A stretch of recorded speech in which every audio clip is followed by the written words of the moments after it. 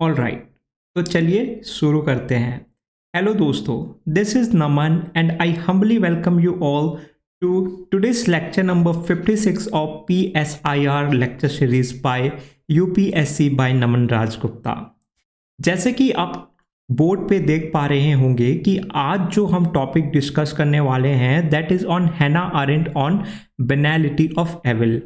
ये जो कॉन्सेप्ट है हैना अरेंट की, बहुत ही अस्टाउंडिंग एंड ओरिजिनल कॉन्सेप्ट है दोस्तों, जो उनकी book that is Eichmann in Jerusalem से आती है।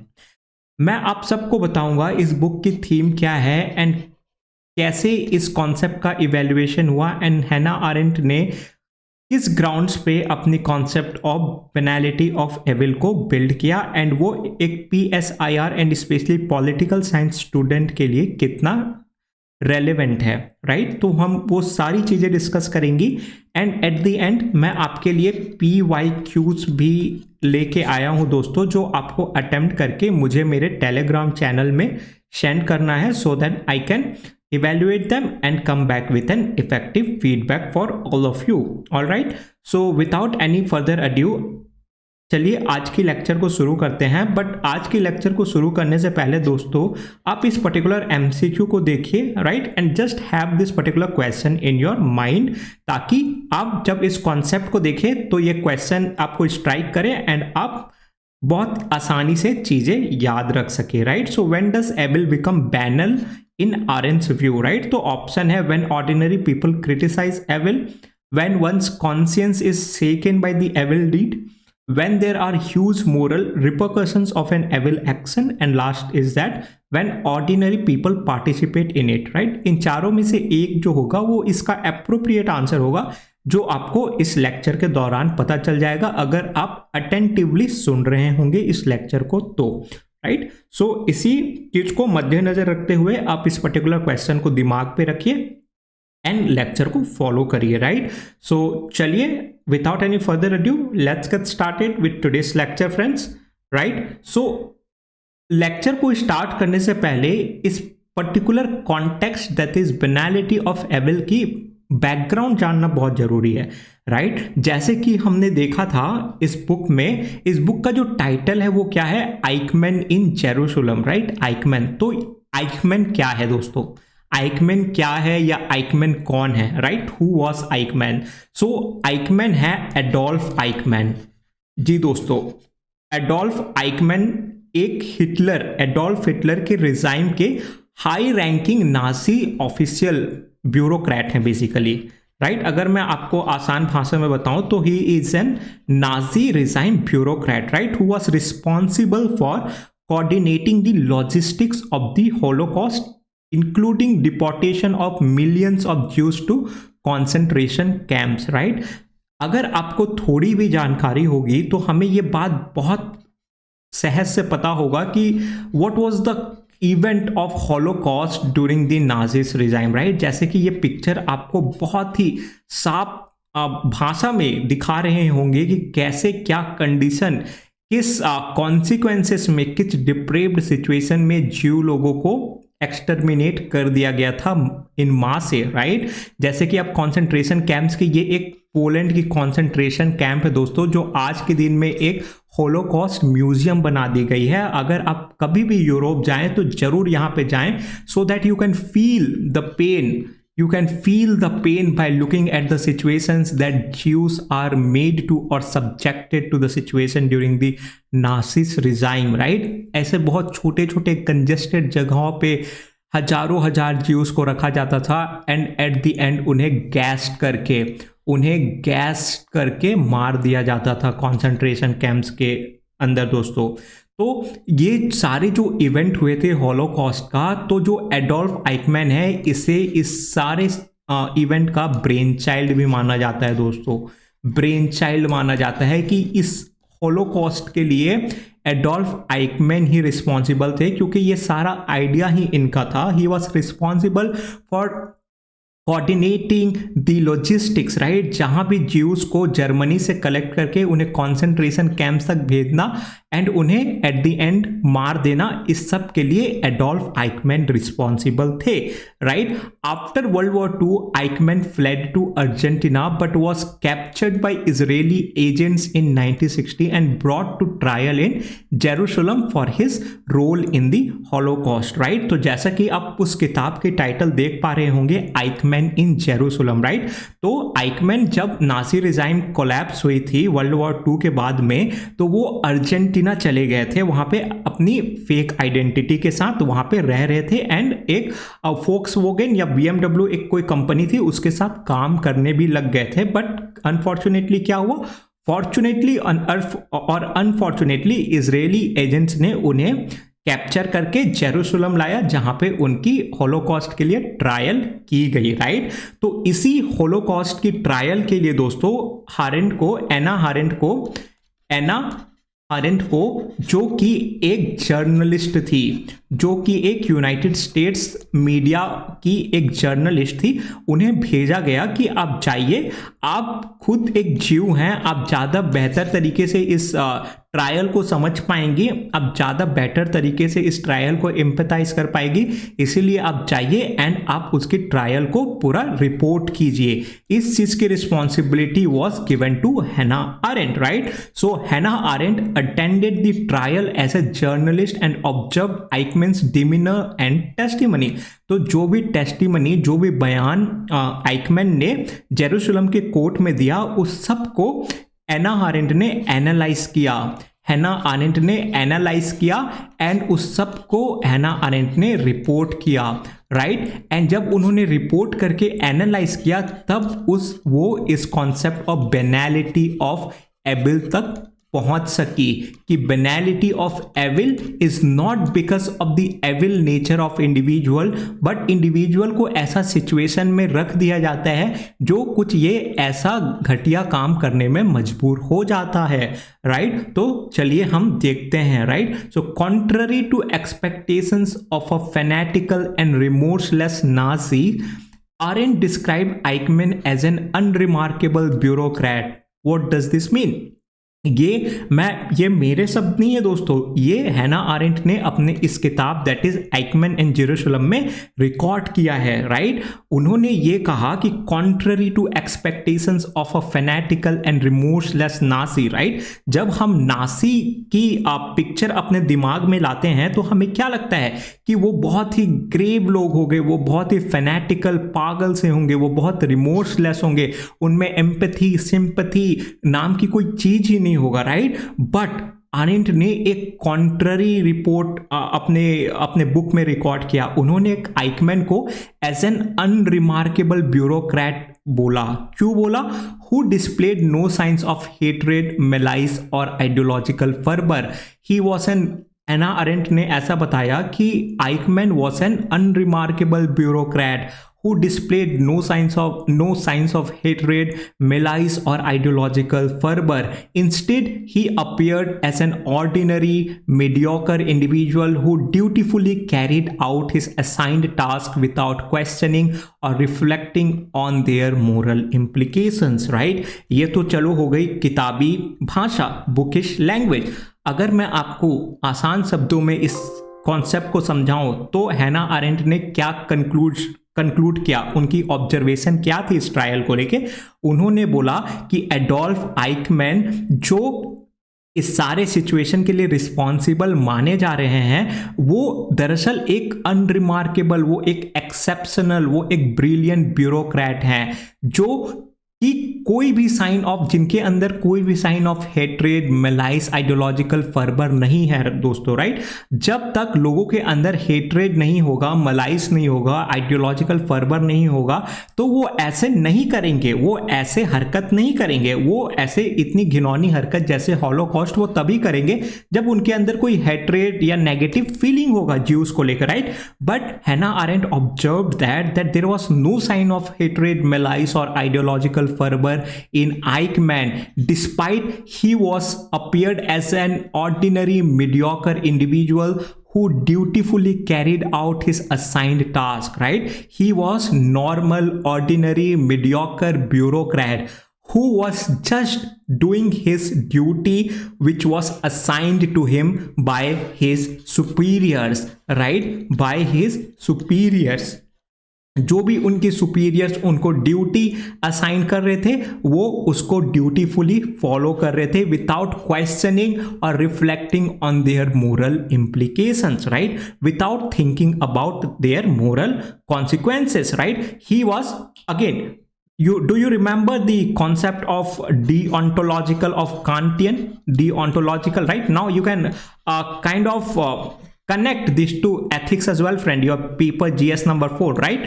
GS number 4, duty for the sake of duty, duty for the sake of duty, right? आप ड्यूटी किस लिए करते हैं? आप duty for the sake of duty करते हैं. You don't think about consequences, you don't think about fruits. The duty is assigned to me, and if I am responsible to do that duty, I must do it without questioning or reflecting on their moral implications. And this is what is the ethical norms. This is what is the ethical norm that Eichmann or Adolf Eichmann was following, right? He was just assigned the task to deport Jews to the concentration camp and exterminate it, and he was just following his duty without reflecting on their moral implications, without reflecting on their fruits, irrespective of it being negative or positive, right? So this was who the Adolf Eichmann was, right?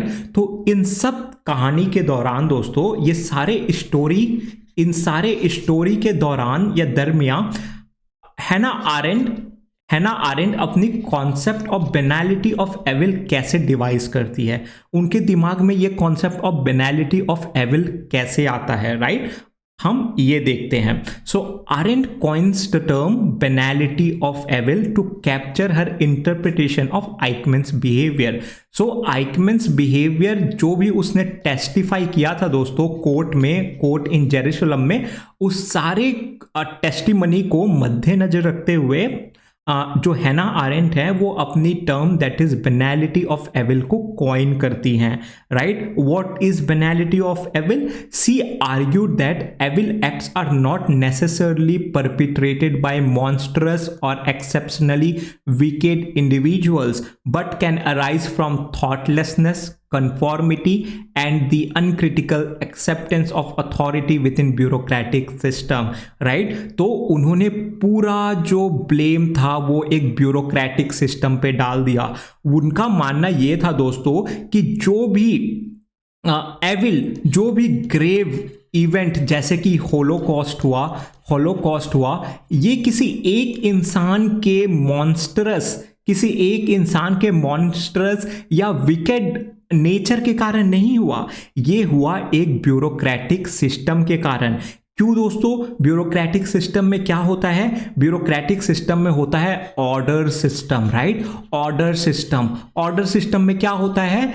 Let's say A is the senior, B is his subordinate, C is his subordinate, right? तो जो order A B को देते हैं B को करना पड़ता है, जो ऑर्डर B C को देते हैं C को करना पड़ता है, without reflecting on the consequence of their action, without reflecting on the consequence of the situation, consequence of their action, and this is where the problem arises. Right? अगर आप इस चीज को बहुत ही गहराई से समझेंगे दोस्तों तो जीएस पेपर नंबर 4 में इस चीज से एक क्वेश्चन भी बना था जहां आप इसको ब्यूटीफुली कोट कर सकते थे.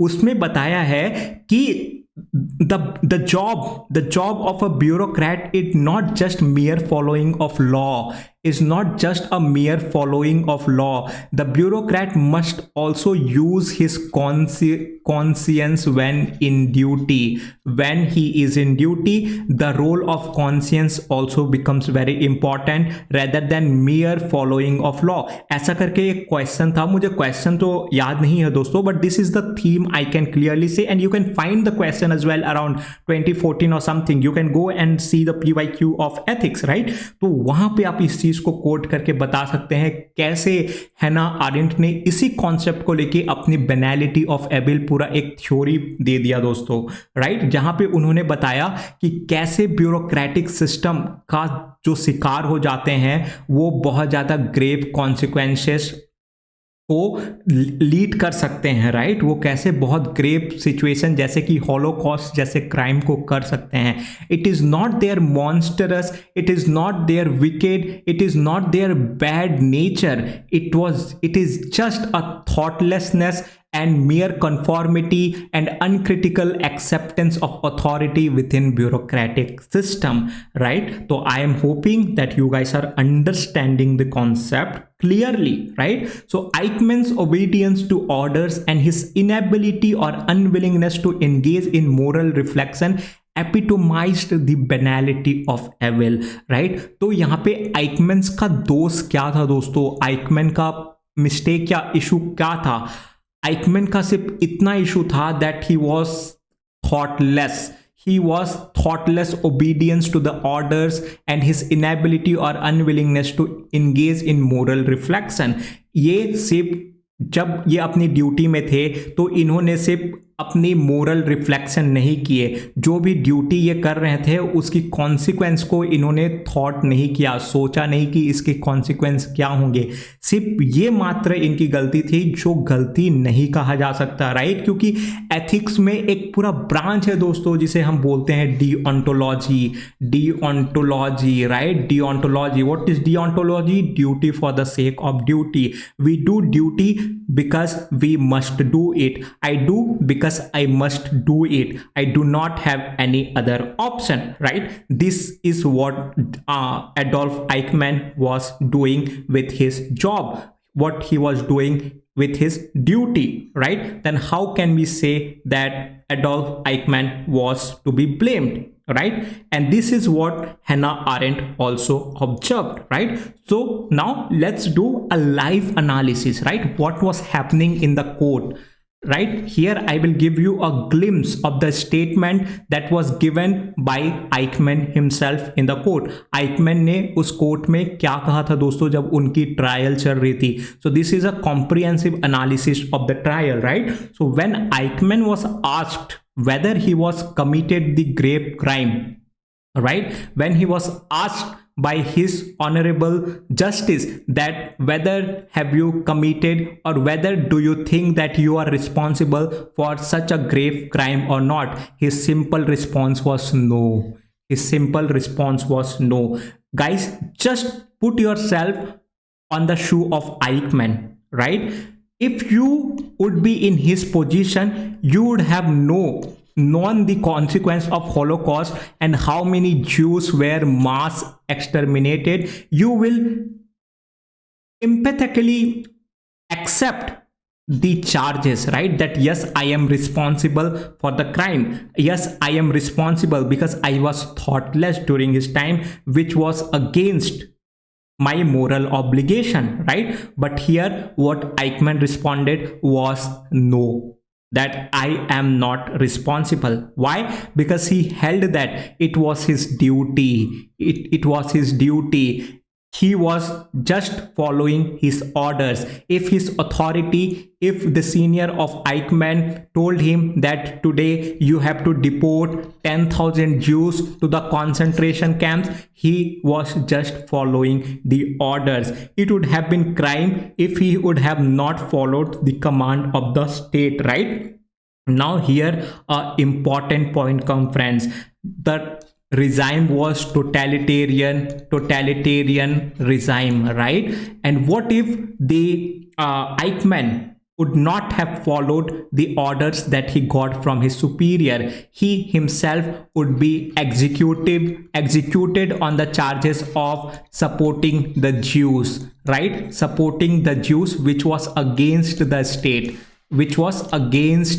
state, right? And hence he would have been executed or punished, right? That is why it would have been crime if he would have not followed the command of the state, right? Because he would have not followed the command of state against the state, right? Which would be against the state, and that is the most superior crime, right? If I am not following the order which is given, which is imposed on me by the state, then I am acting against the state, right? And that can be the gravest crime. And this is why Eichmann is having no sense of guilt, that he was merely following the duty which he got as an order from his superior, right? So when Eichmann was asked, right, here I am giving you a in-depth analysis inside the quote, friends, right? So when Eichmann को जब पूछा गया what was the motivation behind the following order, right? So when he said that I merely was following the command, following the duty which was given to me by my superiors, right? Then the justice asked,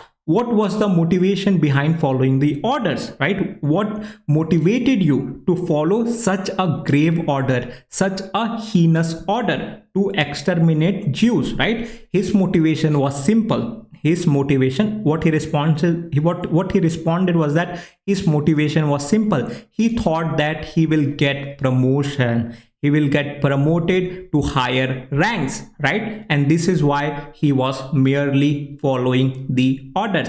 In the words of Hannah Arendt, persons who commit crimes are neither monsters, psychopaths, sociopaths, or brilliants, right? So as we have just discussed, that the persons who commit the gravest crime, they are neither monsters, psychopaths, sociopaths, or brilliant, right? They just become an innocent victim. They just become an innocent victim of bureaucratic system. They just become an innocent victim of the bureaucratic system. And this is what Hannah Arendt is also trying to say, friends, right? So this is why sometimes we also have a debate on the capital punishment, right? If you are following the current affairs, you would know there is a huge debate on capital punishment, right? Because it is not the monstrous wicked nature of individual who leads him or her to commit some grave crime, but it is the situation. It is the situation which drives individual to commit that grave crime, right? This is why we are having some debate on capital punishment, bearing some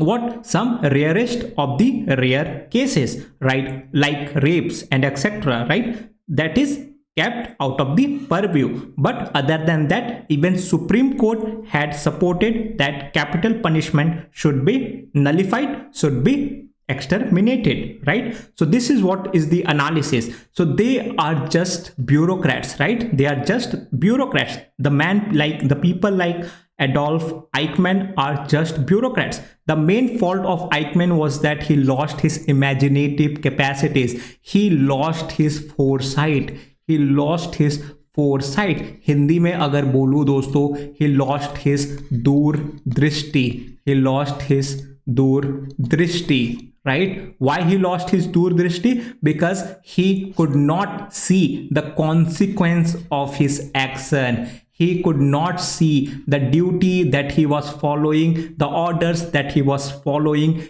can lead to extermination of an entire nasl, of an entire community who are basically Jews, right? So he could not understand the moral consequences of his action, and he did not exercise his capacity to think. This is what is known as thoughtlessness,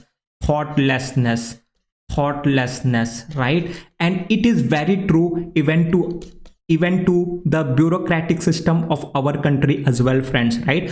अगर हम देखेंगे, हम खुद एक administrator, IAS and etcetera बनना चाह रहे हैं, IPS बनना चाह रहे हैं, हमारे ही मैकेनिज्म में क्या होता है दोस्तों? We are just made to follow the orders that we get from our superiors, that we get from the authority, right? The people sitting above us, right? We do not have any freedom, we do not have any freedom to be natal, right? To be natal. What does this mean? Natal basically means the capacity to produce to think something new and do on our own, right? So if we are getting order that we have to follow, we will just do it, right? Because we do not want to lose our jobs. We do not want to lose our jobs, right? That is why we just have to follow the orders without thinking much about the consequences of the action. And this is what is the innocency. This is what is the victimization which was undergone by a bureaucrat like Adolf Eichmann in Nazi regime as well. Right? He was innocuous man, operated without thinking, incapable of moral judgment. He was defending himself through standardized phrases, right? He was defending himself through very, very standardized phrases, right? Like the situation, the real incidents which he himself experienced, right? This is how he was defending himself, and this is what was the cause, which was also proven by the court, right? That he was just a mere victim of a bureaucratic system, of a totalitarian regime like Nazi regime, right? So this is the analysis, right? This is the analysis of the banality of the evil or the trial of the Adolf Eichmann in the Jerusalem court, right? Now let's see some of the critics and controversies around the concept that is banality of evil, right? What are some of the critics and controversies? So just by the concept that is banality of the evil and Hannah Arendt report on Adolf Eichmann that he was just a banality, he was just an banal bureaucrat, right? Bureaucrat who was a mere victim of what? Bureaucratic system, right? It have sparked a huge controversy and debate throughout the world, and especially in Jew country, right? Because she herself was a Jew friend, right? Hannah Arendt जो थी वो खुद एक Jew थी, and जब वो इस trial को रिपोर्ट किया एंड उन्होंने ये बताया कि आइकमैन का कोई गलती नहीं है, Eichmann was just a victim of a bureaucratic system in totalitarian regime, जहां पे उनकी थॉटलेसनेस थी वो कंप्लीटली मार दी गई थी। तो वो जो भी कर रहे थे उन्हें एक ऑर्डर मिला था एंड वो सिर्फ उसको फॉलो कर रहे थे, तो वो क्यों गलत होंगे, राइट? ये उनका रिपोर्ट था। तो ये रिपोर्ट जैसे आया, ये रिपोर्ट जैसा पब्लिश हुआ, उनकी किताब that is Eichmann in Jerusalem में, वो बहुत ज़्यादा कंट्रोवर्सी एंड डिबेट स्पार्क कर दिया पूरे वर्ल्ड में, राइट? क्रिटिक्स जो उनके क्रिटिक्स थे, they accused her of downplaying Eichmann's moral culpability and failing to adequately acknowledge the extent of Nazi atrocity, right? तो जो इनकी पॉइंट थी, जो हैना अरेंट की मेन पॉइंट थी, that Eichmann was just a thoughtless bureaucrat, right? He was mere a thoughtless bureaucrat. इस चीज को लेके उन्हें बहुत ज्यादा क्रिटिसिज्म मिली कि कैसे जो इंसान एक ब्रेन चाइल्ड है पूरे एक हॉलोकॉस्ट का, who is responsible to extermination of a entire community that is you, how you can tell that he was a mere victim of thoughtlessness bureaucratic system, right? How can you say that? And the matter of the fact is that you yourself is a Jew. This is what critics are saying to Hannah Arendt, right? This is how they are criticizing to the Hannah Arendt. How can you not think of the Nazi atrocities that has been created during the time of Hitler? Right? Despite you yourself being a victim of the Nazi atrocities in Germany, which led to the fleeing of Hannah Arendt to US, how can you say this? How can you downplay Eichmann's moral culpability? How can you downplay the role that Eichmann played in the extermination or the Holocaust in Germany? Right? This is how the critics are accusing Hannah Arendt. Some argued that her portrayal of Eichmann as an ordinary bureaucrat risked diminishing the horrors of Holocaust and absolving perpetrators of their crime, right? So this is also been charged upon Hannah Arendt, that she tried absolving the perpetrators of the crimes of the Holocaust, right? Crimes of the Holocaust, by defending them, अगर हम ये same line पे बात करें दोस्तों कि this was a mistake of bureaucratic system, तो फिर तो हम किसी को सजा ही नहीं दे पाएंगे, राइट? बेरिंग हिटलर, क्योंकि he himself shot him, right, and he suicided, right? अगर हम इसी लाइन को फॉलो करें and if we keep on defending on the same moral ground, then we would not be able to hold anyone accountable for such a grave crime of holocaust in the entire world, right? And hence the perpetrators will get one more point to save them, right, to keep them in the safe havens, right? So this is how the critics are criticizing the concept of banality of evil of Hannah Arendt. Then now the very prominent question that comes to my mind, that sir, how this concept of banality of evil is relevant today, right? And you can also write this as an ending remark when you are attempting any question either on totalitarian regime or the concept of banality of evil of Hannah Arendt people. You always have to talk about the relevance of the concept in today's concept, right? In today's context, how important that topics become in today's context, right? So that evaluator को पता चले कि आपकी thinking ability when it comes to political science and the theories is beyond the normal, right? What do I mean when I say beyond the normal? Beyond the normal evaluator को ये बात पता चलेगी दोस्तों कि आप चीजों को सोच के कनेक्ट कर सकते हैं आज के टर्म में, राइट? आप चीज़ों को कनेक्ट कर सकते हैं कैसे थ्योरीज आज भी रेलेवेंट है, आज की दुनिया में भी बहुत ज़्यादा एप्लीकेबल है। इसीलिए आपको थ्योरी को आज के टाइम में कनेक्ट करके पढ़ना बहुत ज़रूरी है, तभी आप जो इसकी सादगी है, जो थ्योरीज की सादगी है, जो ग्रेटेस्ट फिलोसोफर्स के द्वारा दी गई हैं, उनकी सादगी को आप बरकरार रखेंगे, उनकी लाइफ को आप जीवित रखेंगे, राइट? तो इसीलिए आप कोई भी थ्योरी पढ़ें उसको प्रेजेंट कॉन्टेक्स्ट में एक बार रिलेट करके जरूर समझ ले, right?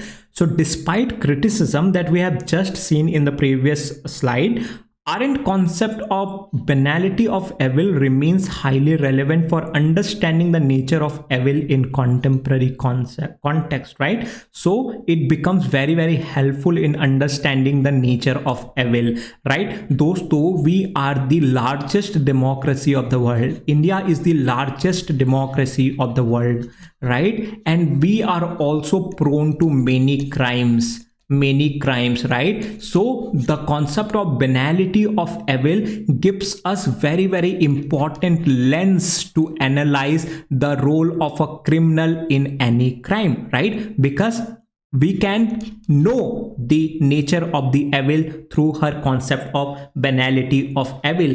And जैसे कि अभी मैंने जस्ट आपको बताया था दोस्तों, the big debate on capital punishment, we can put a counter argument or against argument on capital punishment by quoting the concept of banality of evil, isn't it? Right? आप खुद ही सोचिए कैसे हैना आरेंट ने बताया कि कोई भी क्राइम एक इंडिविजुअल की मॉन्स्टरस या विकेड नेचर के कारण नहीं होती, it is just the situation, right? तो हम वैसे ही इसकी अगेंस्ट पॉइंट रख सकते हैं कि हम कैसे कैपिटल पनिशमेंट को एलिमिनेट करें या कैसे हम उसे अगेंस्ट में रखें, राइट? हम बोल सकते हैं कि कोई भी क्रिमिनल जब वो क्राइम करता है तो वो अपने विकेड नेचर या मॉन्स्ट्रस नेचर के कारण नहीं करता. Every human beings are somewhere, they have the sense of morality, they have the sense of ethics, right? But it is their situation, it is their context, it is their circumstances which made them to commit the act or the crime they are convicted for, right? So this is how it helps us to understand the nature of evil in contemporary context, right? So this is the first relevant of the concept of banality of evil in today's time. It highlights the dangers of moral complacency, right? It highlights the danger of moral complacency. Do you remember the main issue in the entire story was thoughtlessness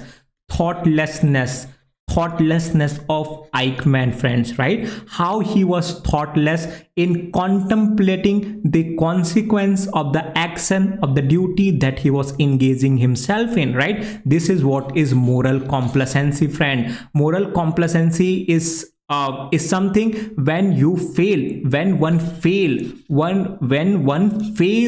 to gauge the consequence of his action, when one fails to understand the moral consequence of the action. So this concept highlights the dangers of moral complacency, conformity, and uncritical acceptance of authority, particularly in situations where individuals are embedded within bureaucratic or hierarchical system, right? Now again, take this point in your notes, friend, and also use it in ethics. Use this in ethics, because this question is very much important for ethics, and the question related to this particular theme has been asked on year basis, that the bureaucracy is not a mere acceptance of law, but the conscience of bureaucracy, the conscience of the bureaucratic administrator also plays a great role, right? So this is how you can justify that particular point, right? So Arendt analysis prompts a reflection on the condition that enables ordinary individual to commit or facilitate acts of injustice and inhumanity, right? Like Holocaust. So it prompts us to reflect on the conditions, right? What can be the various conditions which can lead an individual to commit such a grave crime, right? So this is how is the relevance of the concept of banality of evil is of Hannah Arendt in today's context, right? How can we conclude this particular concept? So we can conclude by Hannah Arendt concept of banality of evil offers provocative and nuanced perspective on nature of evil and human responsibility, right? We have seen in the relevance how it gives us a nuanced perspective when it comes to nature of evil, which says that it is not the monstrous or wicked nature of the individual that led to the commitment of any crime. Rather, it is a bureaucratic system. It is a thoughtlessness of the individual. It is the moral complacency which becomes very situational and leads individual to commit a crime, right? It challenges us to confront the complexities of moral agency and complicity in the face of institutionalized injustice and violence, right? It forced us to confront the moral agency and the ethics within us, right? It forced us to follow the conscience, right? Conscience. So this is how we can conclude the concept of banality of evil in very positive note, and we can attempt the question, right? Now just see the question. See this particular MCQ. When does evil become banal in Arendt's view, right? Try answering this particular question and mention your answer in the comment section. I will for sure give it a read and also come back with a shout out, right? So I have also a set of PYQ, friends. You can attempt this particular 3 questions because these 3 themes when it comes to Hannah Arendt becomes very important. So the first theme is based on her theory of action, right? So the first question is from her theory of action. So this is one important theme from where question can be seen on recurring basis. The second question is on the theme of her view on totalitarianism, and third is on her view of power, right? So these are the 3 important themes. First is her theory of action, second theme is her theory of totalitarianism, and third is her theory or view on power, right? So these 3 themes have this 3 questions which you can attempt and आप मुझे answer send कर सकते हैं Telegram link में, जो मैं आपको description में दे दूंगा। आप जस्ट हमारी टेलीग्राम कम्युनिटी ज्वाइन कीजिए एंड अपने आंसर शेयर कीजिए। मैं वहां पे आपके आंसर्स पढ़ूंगा and also I will give you an effective feedback and remark, right? So with this we are done with today's lecture friend. अगर आपको ये लेक्चर पसंद आया हो तो मैं आप सबसे चाहूंगा, उम्मीद करूंगा कि आप अपना प्यार दिखाएं। I hope that you show your love by subscribing the channel, that is UPSC by Naman Raj Gupta, and also like the video and share this lecture with your close ones. With this, thank you so much for watching. Keep watching, keep learning with UPSC by Naman Raj Gupta.